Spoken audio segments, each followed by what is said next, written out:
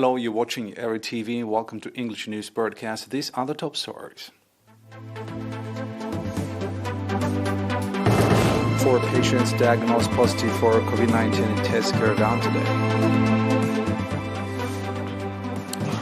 Eritrean youths residing in France expressed resolve to strengthen organizational capacity. The global COVID-19 case exceeds 415 million.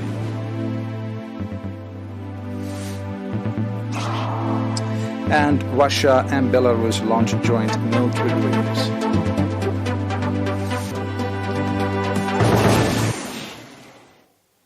The local news.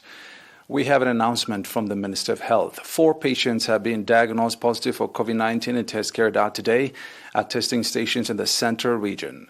On the other hand, 14 patients who have been receiving medical treatment in hospitals in the Central region have fully recovered and have been discharged from these facilities.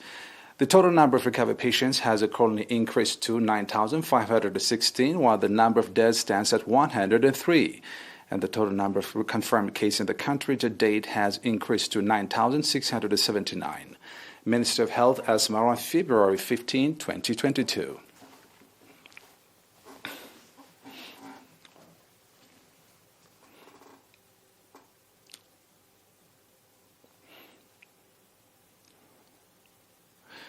At a Congress conducted on February 12, Eritrean youths residing in France expressed resolve to strengthen organizational capacity and participation in the national affairs. At the Congress, in which over 100 Eritrean youths are representatives from the French cities of Paris, Nantes, Angers, Rennes, and Marseille took part, the participants established Warsaw Youth Organization. Explaining the role of the Eritrean youths in the armed struggle for independence and in safeguarding the national sovereignty as well as in nation-building process. Mr. Berhad Paulos, chargé d'affaires at the Eritrean Embassy, said the newly established Warsaw Youth Organization is part of the endeavor to strengthen organizational capacity of Eritrean diaspora youths. The head of Public and Community Affairs, Mr. Sileshi Idris, gave briefing on the objective situation on the organization and its relationship with the Eritrean Embassy in France and with the other national associations. The participants expressed readiness to strengthen capacity and participation in national affairs. They also elected a provisional executive committee.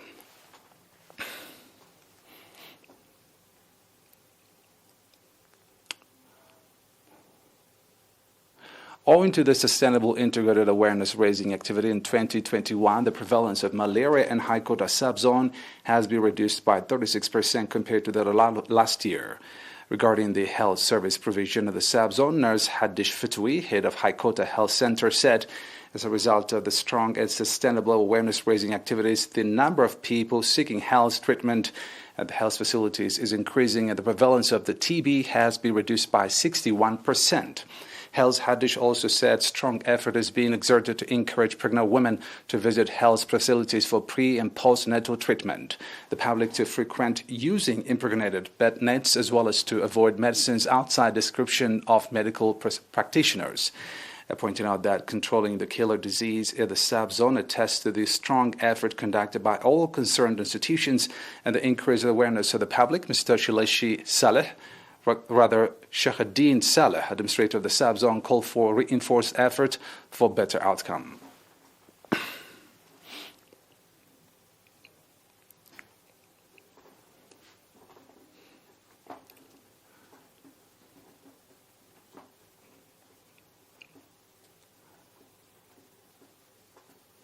Now back with the international news. After a short break.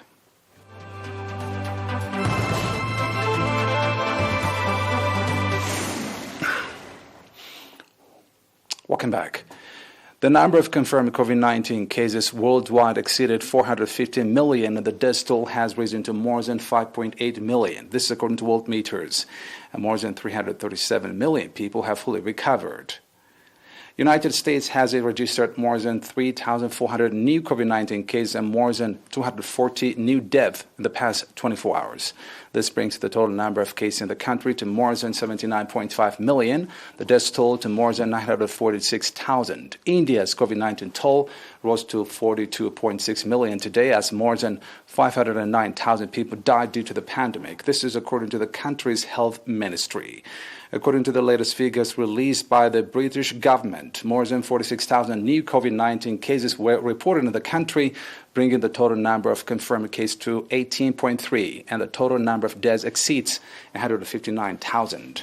In the past 24 hours, more than 70,000 new COVID-19 cases and 388 new deaths were reported in Italy, bringing the total number of confirmed cases and deaths toll to 12.2 million and 150,000 respectively. This according to the further reports from World Meters.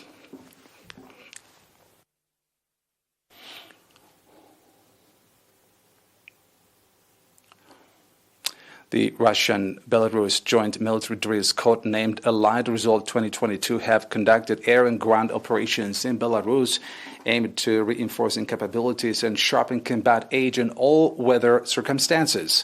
Videos released by the Russia's Defense Ministry have demonstrated the drilling scenarios within the framework of the drills. The Russian Air Force and the Belarusian Air Force conducted joint patrols along the borders of the two countries. The military exercises, which kicked off last week, lasts for 10 days, aimed at countering terrorism and protecting the interests of the United States. And forces are also trained to suppress and repel external aggression, according to the ministry. Russia's defense minister on Monday said that the Marine Corps of Russia's Eastern Military District practiced the subject of search, blockade, and elimination of illegal armed groups in an urban environment in Belarus.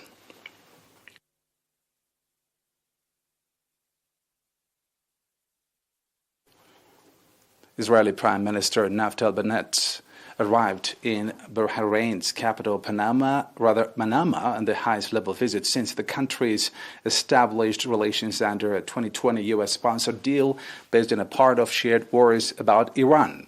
Bennett will meet with Bahraini Crown Prince and Prime Minister Salman bin Hamdan Al Khalifa, this according to his office. Speaking to reports before takeoff, Bennett said he hoped the visit would be a message of goodwill and a shared stance against common threats. Israel has stepped up cooperation with the Gulf states. Manama hosted Israel's defense minister on February 2nd and has said an Israeli military officer will be posted in Bahrain as part of the international coalition. There were brief protests in several Shiite villages ahead of Bennett's visit. Footage and photos posted on Bahrain's social media accounts showed dozens of protesters marching, chanting slogans and holding up Bahraini flags.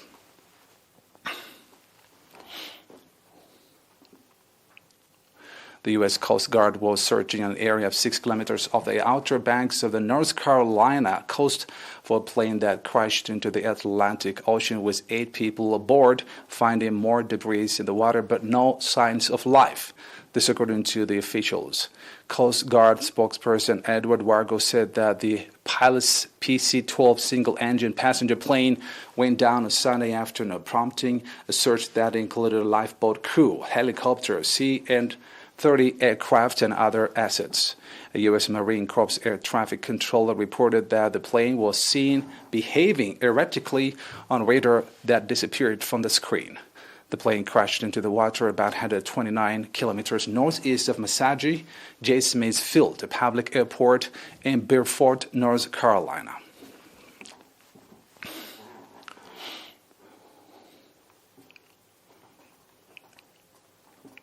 Now, a reminder of the top stories. 4 patients diagnosed positive for COVID-19 and tests carried out today.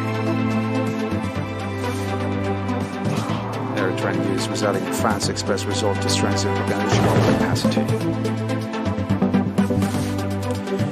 Global COVID-19 cases exceed 415 million. And Russia and Belarus launch joint military drills.